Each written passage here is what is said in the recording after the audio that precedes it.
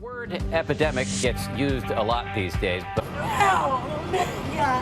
people are dying of drug overdoses in record numbers. The opioid crisis and the increasing number of people being rushed to the ER.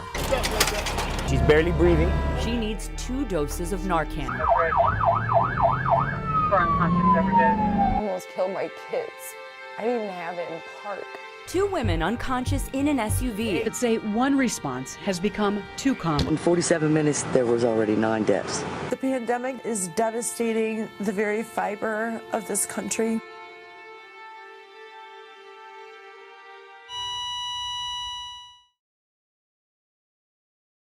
A girl named Courtney at the age of 16 was given one opioid pill that changed her life forever.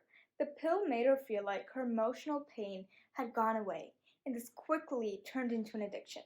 She dropped out of high school, and her only motivation was getting more money so that she could buy more opioid pills. She walked out of many treatment facilities, however, it only kept getting worse, and it took the worst turn when she tried to overdose and kill herself on opioids. She turned her entire life around when she went to a treatment program. She now helps and inspires so many other people who struggle with the same abusive behaviors that she once had to struggle with. This true story shows just how much of a negative impact that opioids have on individuals. We need to prevent more devastating situations, and in order to do so, we have prepared some methods to help. So first of all, what exactly are opioids? According to the National Institute on Drug Abuse, opioids are a class of drugs that are used to relieve pain. Additionally, there are 3 classifications of opioids, including synthetic, prescription, and heroin. The persistent problem that we will be discussing is the opioid epidemic, specifically referring to the growing number of deaths and hospitalizations from opioids. We can see how this opioid abuse has grown to epidemic proportions. According to the National Institute on Drug Abuse, drug overdose is the leading cause of accidental death in the United States. Furthermore, it is crucial to identify how this opioid epidemic started in the first place. Analyzing certain research, we found that in the 1990s, 100 million U.S. adults suffered from chronic pain. In order to alleviate these symptoms, doctors prescribed opioids. And as you can see from this graph, the purple line represents the number of prescription opioids prescribed. And as you can see, from 1999 to 2017, the number has boomed a substantial amount. Due to the exponential increase in opioid overdose deaths, it is important to identify and spread awareness on some of the signs and symptoms of either abusing opioids or overdosing on them. Therefore, community members can identify an individual in need of medical attention or therapy if need be. According to Johns Hopkins Medicine, some signs of addiction are isolating yourself and mood swings. Some signs of being under the influence include slow breathing rate and slurred speech. And lastly, some signs of overdose are unconsciousness and shortened breath.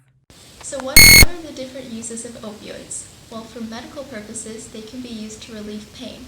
And specific opioid prescriptions can be used to treat severe coughing and diarrhea. However, the distribution of them can get out of control as they're highly addictive. And due to this addictiveness, it can become lethal to individuals as they can die due to an overdose. Now, what makes opioids so addictive in the first place? Well, opioids bind to certain receptors throughout the body's organs, which include the brain and spinal cord, and they release large amounts of dopamine, a neurotransmitter, which gives the user a sense of pleasure and relaxation. And this action makes the user want to relive this experience again, which makes this drug so highly addictive. Some statistics are, in 2017, more than 47,000 Americans died as a result of an opioid overdose, including prescription opioids. To put things into a more imaginable perspective, every day, more than 130 people alone in the United States die after overdosing on opioids. These statistics show just how much of an impact this opioid epidemic has had on America.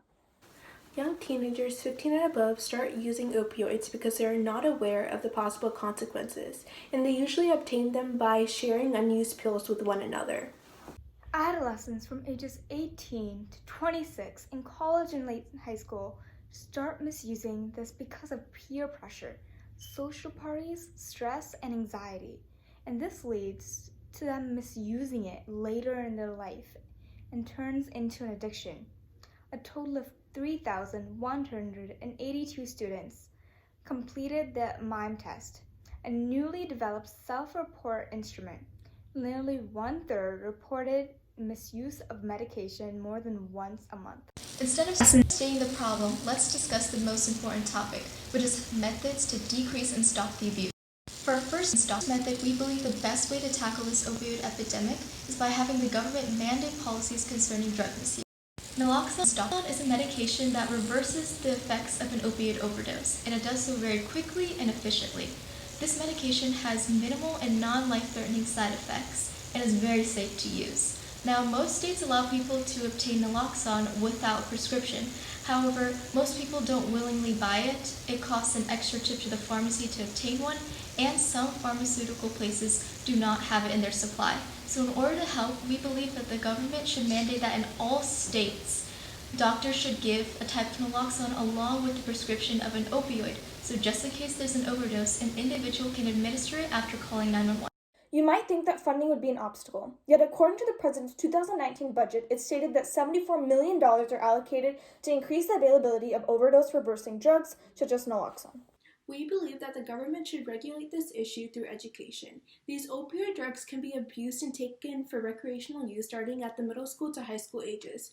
We believe that having these educational programs implemented into a school's curriculum will help young adults make better decisions. It is especially crucial during the middle school and high school years because this is when the brain starts to develop and formulate decisions and judgments, preventing future misuse of opioids. In these curriculums, educational programs can provide information regarding drug prevention and schooling. Young children are currently faced with the influence of illicit and illicit drugs, and education can counterbalance this. So what are the gaps in current drug education programs? Current education programs only focus on drug abstinence, but do not give students the tools needed to make safe decisions and reach out for help if problems with drugs do occur. So if we can address these educational groups to solve their problems, the programs will be more effective. For the final method to decrease opioid usage, we had developed the idea of an app to help teens and preteens. This app will include drug education features and short videos that will keep young adults away from drugs, including opioids.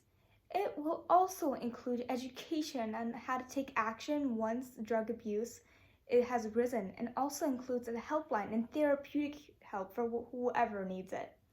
It will be required on all phones of people who are under the age of 21. And this app will give teens a place to write down their own thoughts and any discomfort that they may have. All the notes and phone calls are not completed by the end of the week. All other apps will be shut down until they take the notes they need. Hundreds of thousands of Americans who die due to overdose effects. This has become an opioid epidemic, so there needs to be more awareness spread at an earlier age and more governmental regulation in order to decrease and stop this abuse. Join us in helping fight this opioid epidemic. Thank you.